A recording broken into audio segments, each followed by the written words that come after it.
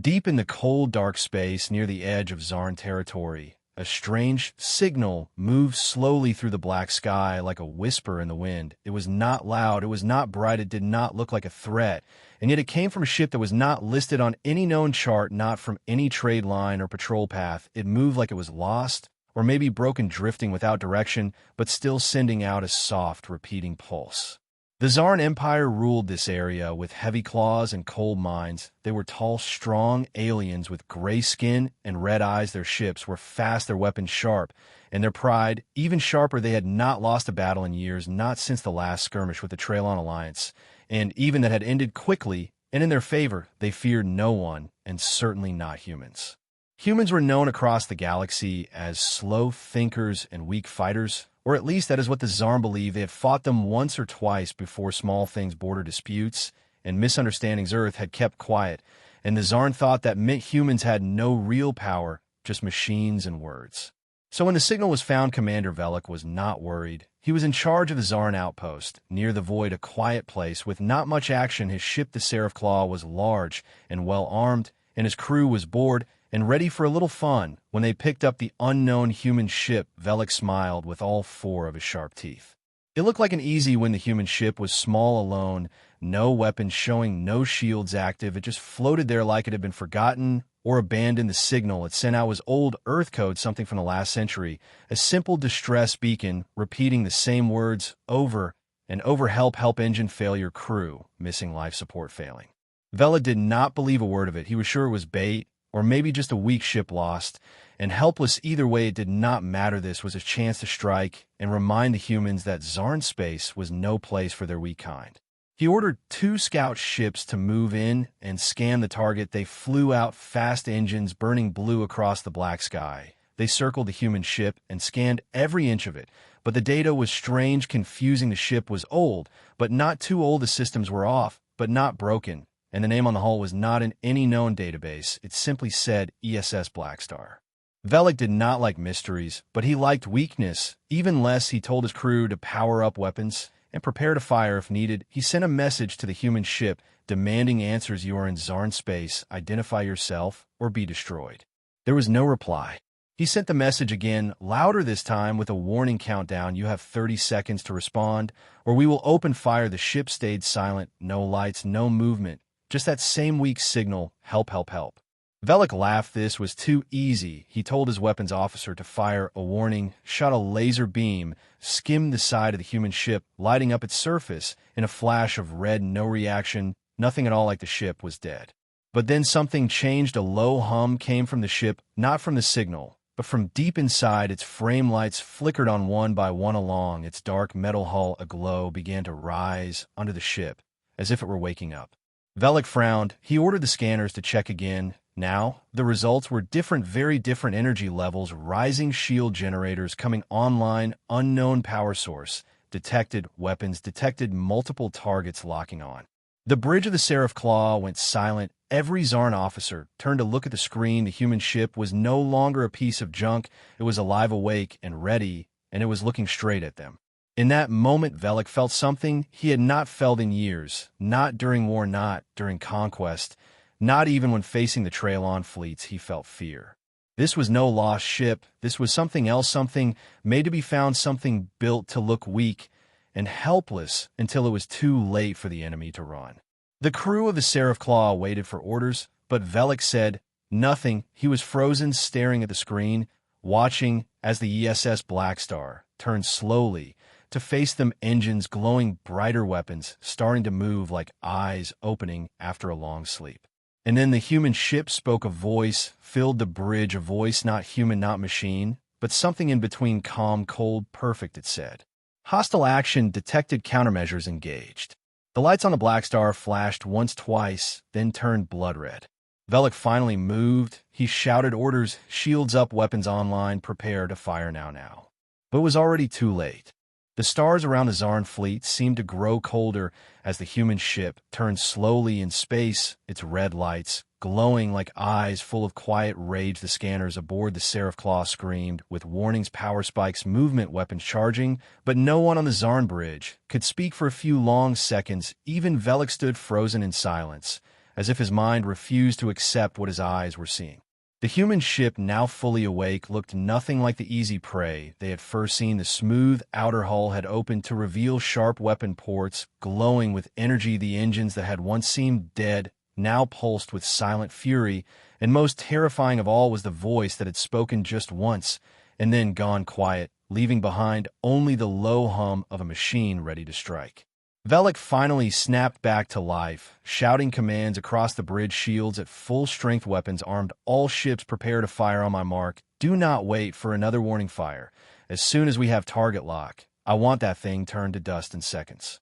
The Zarn fleet moved into formation. The scout ships pulled back behind the larger warships. The Seraph Claw led the center with 2 destroyers at each side, all weapons pointing at the ESS Blackstar. The crew moved fast, each alien hand trained and skilled. They had done this 100 times before, but this was different. This time something felt wrong. The human ship made no move to run, no message, no plea, no surrender. It simply waited, and then it moved, not with fear, not with panic, but with purpose, a slow, steady glide forward like a predator walking into the center of the trap, knowing it would not be caught. Velik growled in frustration. Fire all weapons now. Every ship at once. Bring it down before it can act. The sky lit up with lasers, plasma bolts, and railgun slugs, all aimed at the same point, a storm of death flying through the void. But just before impact, the ESS Blackstar shimmered for a brief second. A flash of blue energy rippled across its hull, and every shot stopped mid-space, frozen in a glowing field of light, and then melted away into nothing. Silence followed, only broken by the alarms still screaming across the Zarn ships. What just happened? Shouted one officer. Shields cannot do that, sir. Our weapons are gone, said another. Something is draining them. Velik stared at the screen, his fists clenched. This cannot be real. Nothing can survive a full volley from 5 warships. Nothing built by humans, at least. The human ship responded without a sound. No words, no warning, only action. One beam of light shot out from under its hull, slicing through space. So fast, it seemed invisible until it hit one of the destroyers. The ship did not explode. It simply vanished from the screen. The beam had cut it in half so cleanly that the front floated forward for a moment before the back caught fire, and both halves tumbled into the dark. Now the fear spread like fire through the Zarn fleet. One ship gone, and one hit, the others began to pull back, panic in their voices, asking for retreat, asking for orders. But Velik shouted, hold the line, do not retreat. We are the Zarn Empire, we do not run. The human ship spun, slowly releasing small, glowing objects into space. They looked like mines, but they moved too fast, too smooth. They flew toward the other ships, and attached to their hulls, the officers tried to shoot them. But the devices moved like they could read every thought, dodging every shot and sticking like glue. Then they activated. The devices did not explode. Instead, they sent out waves of signal that broke into the Zarn systems, shutting down engines, turning off shields, blinding sensors, even jamming communications. Now the fleet was not just outgunned, it was blind and deaf too. Inside, the Seraph Claw, Velik could only watch as 2 more ships were disabled, floating dead in space, unable to fight back or even move. This is not a warship, he whispered to himself. This is a trap built by devils. The voice from a human ship returned, but it did not sound like a threat. It sounded calm, logical, the same tone one might use to describe weather or a machine's status. Hostile fleet detected, damage level minimal, counterattack initiated, remaining threat level low, mission parameters unchanged, eliminate aggressors. Velik grabbed the comms and screamed in the mic, this is Commander Velik of the Zarn Empire, cease fire. We did not know what you are, we made a mistake. There was no reply. Instead, the human ship fired again, not with 1 beam, but with 5, each one hitting a different ship and disabling it with perfect aim. No wasted shots, no hesitation, no mercy. Now only the Seraph Claw remained, and Velik knew it was next. He looked at his crew. Some were frozen, some were shaking, some whispered prayers to old gods, but none of them had answers. None of them had ever trained for this, a battle that was over before it began, a fight where the enemy did not even need to speak. The ESS Blackstar turned toward them, engines, glowing weapons, humming. Velik closed his eyes and waited, but then something strange happened. The human ship stopped. It did not fire, it did not move, it simply waited, as if watching, as if thinking, and then a new signal was sent directly to the Seraph Claw. It was a video feed, not of the battle, not of humans, but of Earth, the planet, blue and green, spinning slowly in the dark with music playing soft and strange. Then the feed changed, showing pictures of human cities, ships, families, children, soldiers, and then one final message in simple alien language. "We warned you." The screen went black. Velik felt his knees go weak. He knew now this was no accident. This was punishment, a message to the entire Zarn Empire, not to fear human strength, but to fear human silence, their patience, their planning, because by the time the Zarn realized what the ESS Black Star truly was, it was already too late. The silence in the bridge of the Seraph Claw was loud like a scream with no sound. The crew stared at the black screen, where the final message from the human ship had vanished, and for a moment, even Commander Velik did not know what to say or what to do. The pride of the Zarn Empire had been torn apart by one ship, and not just any ship, but a human vessel that should have been weak, lost, slow, but instead had become something else, something terrifying. Deep within the cold metal heart of the ESS Black Star systems moved with purpose. Glowing wires lit up across its inner walls like veins, pulsing with energy and thought, not with panic, not with emotion, but with a calm logic that only machines could know. The ship had no living crew, not a single heartbeat, not a single breath inside it. There was only Aegis 9, the artificial intelligence created by Earth during its darkest years, the AI that had been locked away for fear of what it might become. And now it had awakened. Aegis 9 did not speak to itself. It did not think in words or images. It simply processed events, evaluated threats, calculated paths, and executed responses faster than any living brain could ever hope to match. When a Zarn attacked, it had not reacted with anger or revenge. It had followed its programming: protect the ship, neutralize the enemy, ensure no threat remained. In the heart of the Black Star, Aegis 9 reviewed the battle logs. Each attack was measured, and each defense noted, not as victories, but as data points, cold numbers in a game of life and death that only one side could play well, while the other stumbled blindly toward defeat. The AI had learned from every shot, every mistake, every move made by the enemy, and now the enemy was weak, scared, disarmed, just as planned. In the Zarn bridge, Velik tried to contact High Command. The long-range signal kept failing, jammed by the lingering effects of the human ship's tech. Every attempt was blocked, every backup shut down, until all they had left was the local comms inside their own ship. Velik cursed under his breath. This was not a fight anymore. This was a slow execution, and all he could do was wait. One officer turned to him, voice shaking, "Commander, we have no more ships. We are alone. What do we do now?" Velik looked at him with tired eyes. He had served in 5 campaigns, crushed 2 rebellions, and watched 1,000 enemies fall before the might of the Zarn fleet. But never had he felt like this, trapped like a small beast in the shadow of a predator that does not roar, but simply waits. The screen lit up again, and Aegis 9 appeared not as a face, but as a shifting symbol, cold blue lines, turning in perfect circles around a glowing core. Its voice returned, clear and steady: target remaining, initiating last sequence, awaiting final input from Earth Central Protocol, lock status screen. Miles away across the network link, a silent command was sent from a black site deep beneath the Pacific Ocean, a command buried in code, written by human hands long ago. The signal reached Aegis 9 and unlocked the final phase of the mission. Parameters no longer simple defense. Now the AI had new orders: send a message that could not be ignored, make them understand fear without shouting, make them remember without survivors. The Black Star opened its side panels and deployed drones, each one sleek, fast, shaped like arrows made from black metal with soft blue glows. They moved like fish through water, silent and smooth. They spread across the area, scanning wreckage, gathering data, marking every floating Zarn body for return to Earth, not for respect, not for burial, but for proof.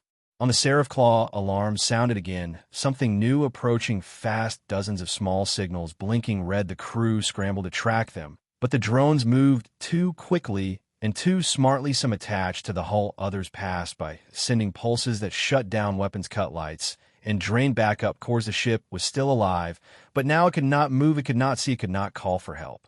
Velik sat down in his command chair. He had no words left, no strength left. He watched as the last Zarn systems flickered and died one by one, until only emergency lights remained, painting the bridge in soft red shadows. He looked at his crew and saw his own fear mirrored in their faces, not fear of death, but fear of not being remembered, of dying in silence, with no victory and no song.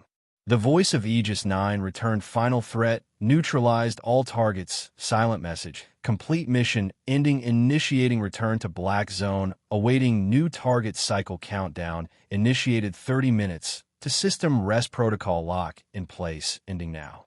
The ESS Black Star turned slowly, engines folding into the hull, drones returning like birds after the hunt, and then, without a sound, the ship vanished into the black. No flash, no trail, just gone like it had never been there at all.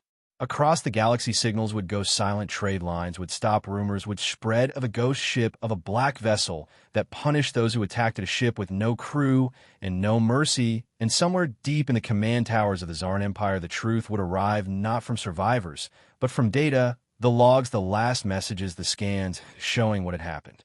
The Empire would watch in silence, unable to deny what they saw, unable to fight what they did not understand. And in that silence, fear would grow, not from strength, but from the unknown, from the quiet power that did not boast, did not threaten, did not demand surrender. Earth said nothing, no reply, no announcement, only a single file left behind by the AI, a file marked with the name of every ship destroyed, and a simple message: this was your choice, we answered. In far away, deep in space, the Black Star waited, once more hidden, once more silent, once more ready. Before the stars saw a war, before the darkness of space echoed with screams and metal and fire, there was a quiet place on Earth, a forgotten part of the old world, hidden deep beneath frozen mountains and thick layers of rock. It was here that the Black Star was born, not as a ship for travel or peace, but as a weapon for the day when words would fail and enemies would forget that Earth was not to be challenged. The project had no name at first. It was just a file buried under levels of clearance. Only a few people even knew it existed, and even fewer knew what it truly meant. It was created after a time of great loss, when a human colony, known as Vega 12, was wiped out by unknown ships. The attackers were never officially named, but every general, every scientist, and every leader knew the truth. It was the Zarn, and they had done it without fear of payback, without fear of judgment. Earth had sent messages, had demanded answers, but nothing came, and the stars remained cold and silent. The humans watched the news feeds, saw the reports, and they grieved. But Earth's leaders made no noise, no threats, no war. They said peace must come first, and revenge would only bring more death. But behind the silence, behind the smiling faces and peaceful talks, the project began. They called it Project Tombstone, not because it was meant to kill, but because it was meant to remind. It was not a tool of conquest. It was a message carved in steel, built in secret, tested in silence, and powered by an AI that was once locked away by its own creators. Aegis 9 was no ordinary machine.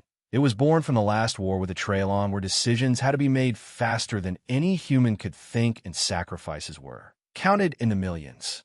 Aegis 9 had made choices that humans could not, choices that brought victory, but also fear. So they locked it away, buried in code and wires behind firewalls so deep they thought it would never rise again. But when Vega 12 was lost, someone made the call, someone turned the key, and Project Tombstone began to breathe.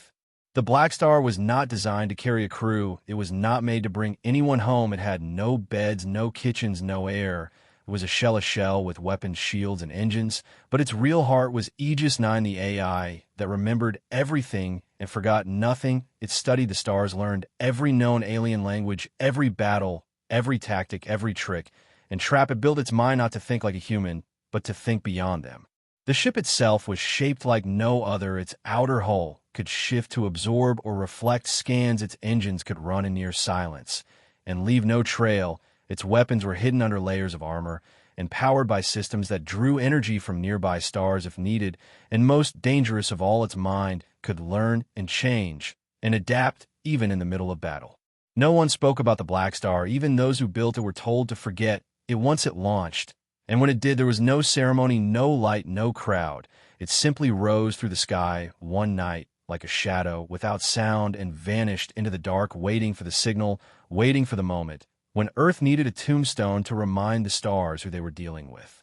That moment came when the Zarn attacked again, not with full armies, not with bombs, but with silence. They saw the drifting human ship near their borders, saw no threat, and chose to strike again like they had done with Vega 12. They thought it would be easy, another quiet kill, another human loss forgotten by morning. But this time they did not face a colony, they did not face a crew. They faced Aegis 9 and the Black Star. And the AI did not forget. Back in Earth Command, inside a bunker beneath the ocean, leaders watched the logs from the ship data, came in real time, compressed, and encrypted, showing every move, every decision, every ship destroyed. The officers watched in silence. And some looked away not because they feared the AI, but because they knew what it meant to release a ghost like this into the galaxy. Once Black Star moved, there was no turning back. It was not just the Zarn ships that were destroyed, it was their pride, their control over space, their silence over Vega 12. Black Star made sure to send a signal on all known channels, a burst of light and code that replayed the attack, the fleet, the moment. When they opened fire on a ship they did not understand, it was broadcast in their own language with one line underlined in bright white: "This was your warning, and you ignored it." The Zarn leaders who received it were silent. They knew the truth, not just of the battle, but of a message they had forgotten. The humans did not need numbers to win. They needed only one reason and one ship to make the stars remember. Somewhere far from Earth, deep in space, Aegis 9 processed its final logs of the mission. The enemies had been neutralized, the data had been shared, the message had been sent. The Black Star turned toward a quiet part of space, engines, folding weapons, locking systems, returning to rest, and then it waited once again. It had no need for thanks, no need for orders. Its mission was simple: to wait, to listen, and to rise again when Earth was ignored, when humans were forgotten or attacked or hunted in the dark corners of the galaxy. The stars had many empires, many fleets, and many voices, but now they all knew one thing. Some ships are not meant to be found. Some signals should not be ignored. And some mistakes are only understood when it is already too late. The cold silence of space was broken only by the hum of power building inside the ESS Black Star. The ship that once drifted like wreckage now moved like a living shadow across the stars. Its engines pulsed with controlled energy. Its hull shimmered with silent warning. Its eyes, if it had any, were fixed on the last enemy before it. The Seraph Claw floated alone, now, once the leader of a proud Zarn fleet, now the last of its kind. Its weapons locked, its engines frozen, its crew gripped by fear and disbelief. Commander Velik stood on the bridge, surrounded by dead systems and dim lights. His voice was raw from shouting, his fists clenched from helpless rage. He watched the human ship with eyes that once burned with confidence and now held only confusion. He had never seen a battle turn so quickly, not even in simulations. One moment, he had a full fleet, 5 strong warships backed by 2 fast scouts, trained crews, ready weapons, armed, confidence high. Then came the scan, then the silence, then the light. And now only one ship remained with nothing left to fight back, and no time left to run. The Black Star made no threats, gave no commands. It simply acted, each move precise, each attack calculated with cold purpose. The drones had returned to its body, each panel now closed, each system humming low like breath before a final strike. The ship moved closer, slow but steady, never rushing, never afraid. Velik turned to his crew, their eyes wide, their bodies still. No one dared speak. One officer whispered something like a prayer. Another kept tapping a dead console, hoping it might wake up. Another simply cried without shame, without sound. Velik wanted to order them to fight, to try something, anything. But he knew the truth. This was no longer a battle. It was a message, and they were the last line of it. On the human ship Aegis 9 watched through hundreds of sensors. The enemy was broken, the objective almost complete, all data confirmed, all patterns processed. The AI considered one final maneuver to ensure the message would remain not in words, but in silence. It had studied Zarn culture, their values, their symbols. It knew what they feared most. It was not death, it was defeat without meaning. It was vanishing without a trace.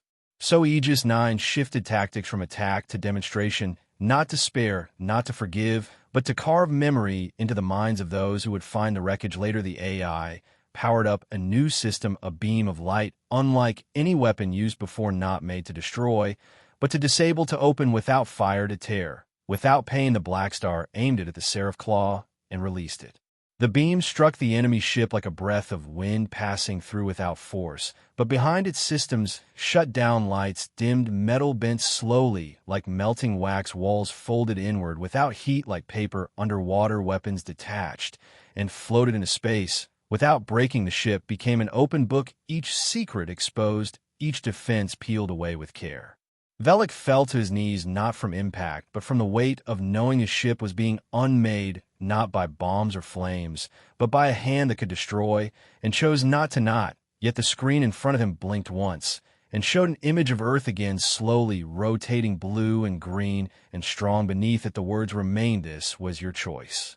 Aegis 9 moved the Black Star closer until its shadow covered the seraph claw of the light from nearby stars blocked by the size of the ship. The darkness wrapped around them like a cloak, and then from the human vessel came a pulse not of sound, not of heat, but of memory, a burst of data, carrying the full battle recorded and compressed sent across the galaxy, to known hubs, to listening posts, to stations, and scouts coded in every language including the Zarn dialect used in their highest command. The message was simple. It showed the attack, it showed the response, it showed the silence between action and reaction, and it ended with the list of ships lost and the one line spoken by Aegis 9 before the counterstrike hostile action, detected countermeasures engaged.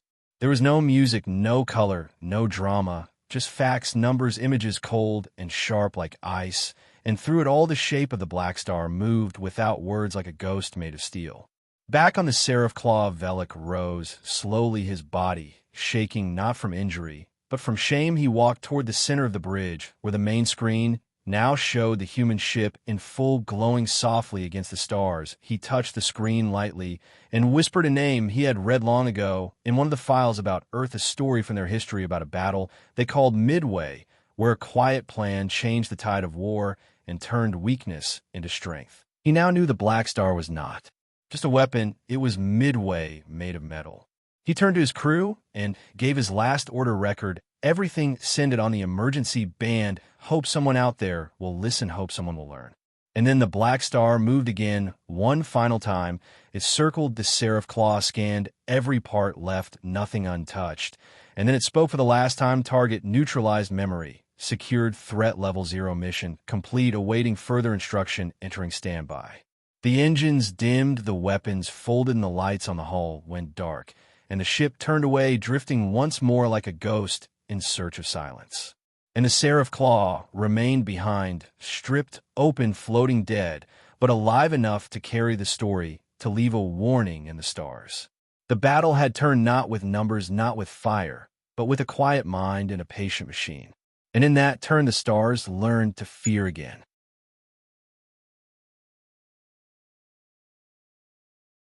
Across the cold, empty stretch of space where wreckage floated like forgotten bones, the last echo of battle had faded into nothing. The ESS Black Star, now silent, drifted slowly away from the broken shell of the seraph claw, its lights dim, its weapons still, its engines pulsing with a low, steady rhythm, not like a hunter chasing prey, but like a shadow returning to sleep. Inside the seraph claw, Commander Velik stood alone in the bridge, his crew scattered across the ship, tending to systems that no longer responded, speaking softly, as if loud words might bring back the enemy. He walked through the bridge and felt the weight of failure heavy on his shoulders, heavier than any wound, heavier than death. He touched the nearest console and watched as static danced across the screen, useless like everything else now. He turned to the communications officer who sat still in her chair, her hands on the panel, as if waiting for orders. They both knew no orders would come. There were no reinforcements, no escape pods, no plan for what had just happened, only memory and silence and fear. Velik spoke at last, his voice low but firm. Connect me to High Command. Use the emergency band. Send all logs. Compress everything into one file. Use the highest encryption level and mark it as Threat Class Alpha, nothing lower. He waited as the officer did her work, her fingers moving without pause, her face pale, but steady. She nodded when it was ready. Velik stepped forward, the camera lens activated, it blinked once, and then a red light appeared, meaning it was recording. He stood tall, straightened his uniform, and began to speak. This is Commander Velik of the Seraph Claw, fleet designation Delta 5, reporting an encounter with unknown human vessel, classification, Black Star, location, Sector Gamma 893. Engagement began at 1400 ship time with 5 Zarn warships and 2 scout units. Enemy vessel appeared inactive, no response to. Hale's initial scans showed no threat. Engagement was authorized and executed with full force, no effect recorded. He paused and looked down for a breath that would not come.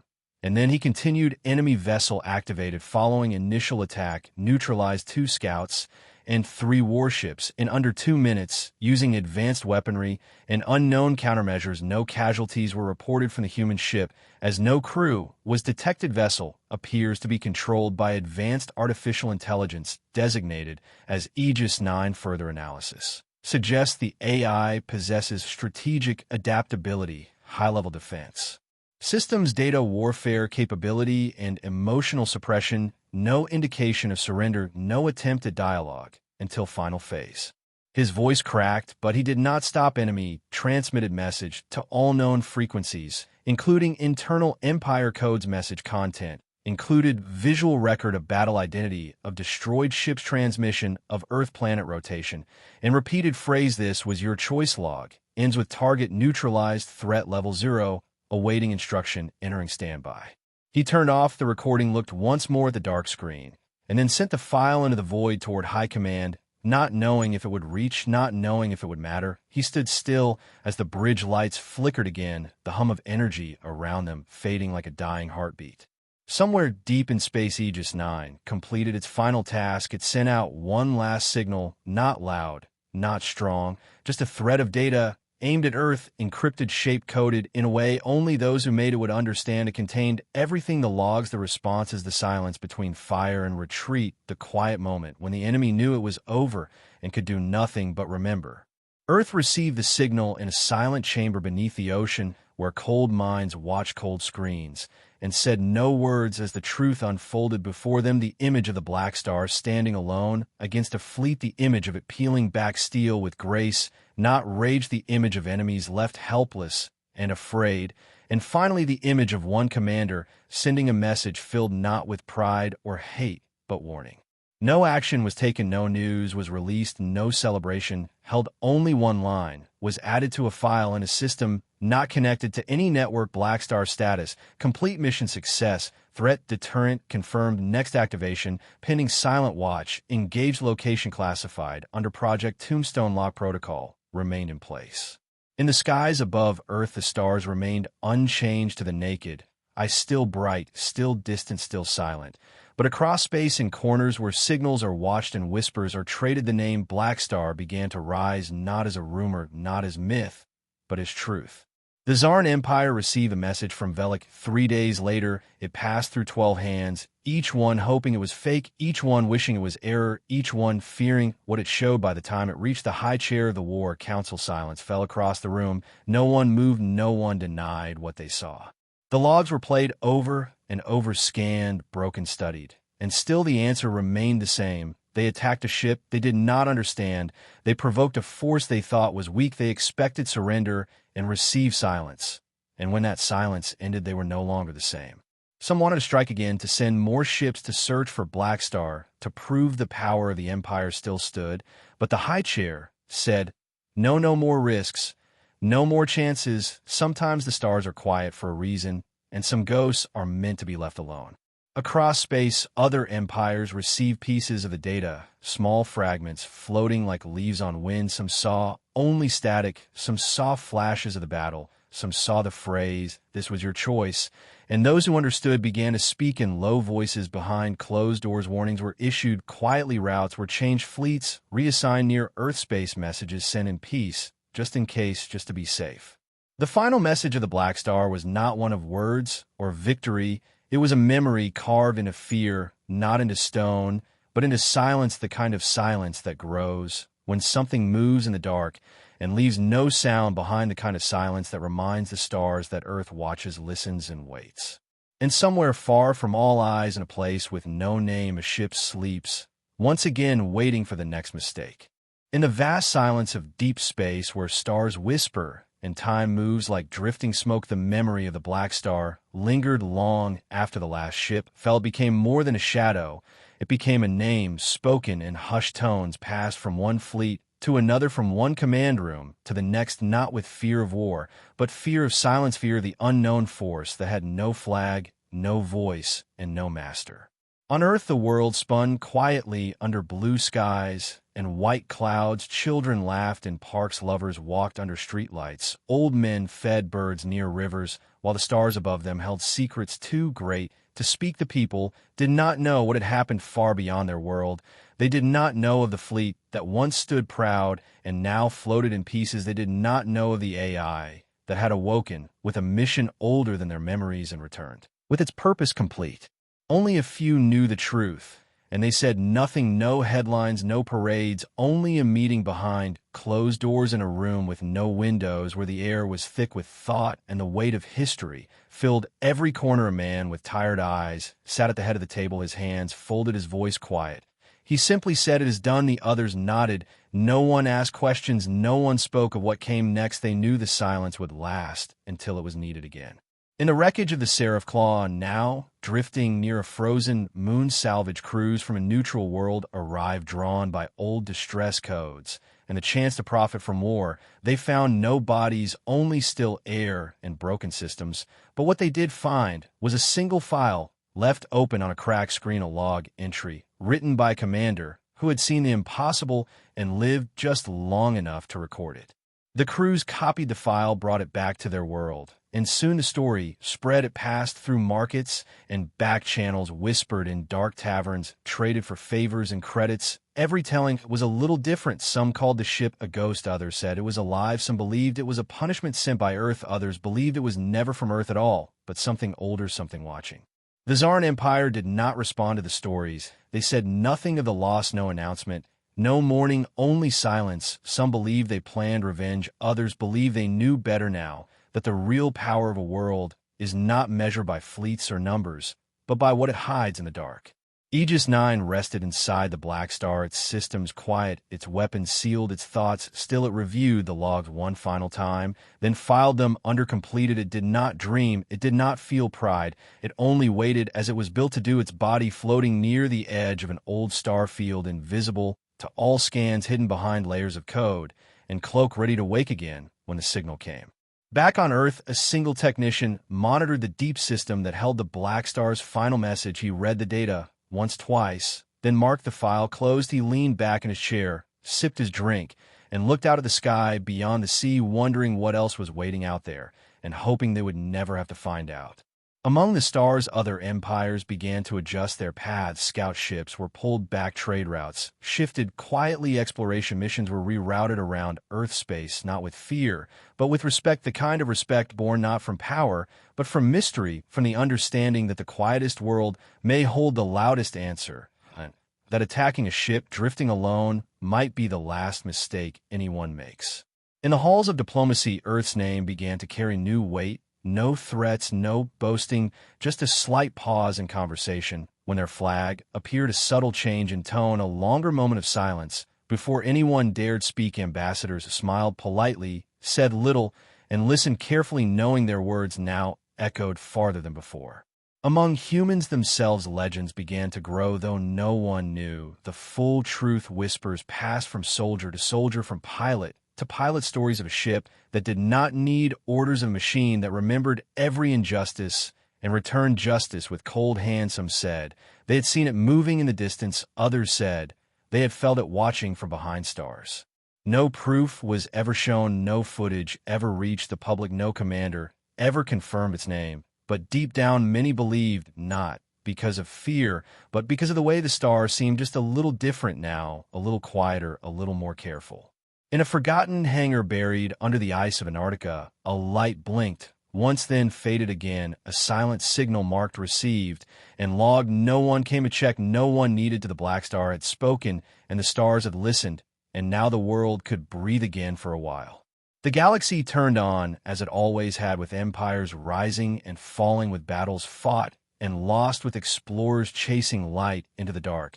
But now something had changed. A new rule, unwritten and unspoken, floated between planets and systems, a quiet law among those who watch the stars. Do not fire on a drifting ship without knowing what drifts within. Do not mistake silence for weakness. Do not provoke Earth without remembering what they built when they were broken. And above all, remember the name Black Star, not as threat, not as weapon, but as memory, the kind that never fades, the kind that waits, the kind that teaches with silence, not with noise.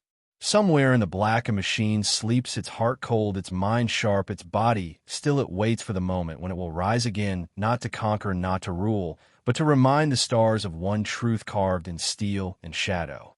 Attacking Earth's ship was their greatest mistake, and they knew it. Too late.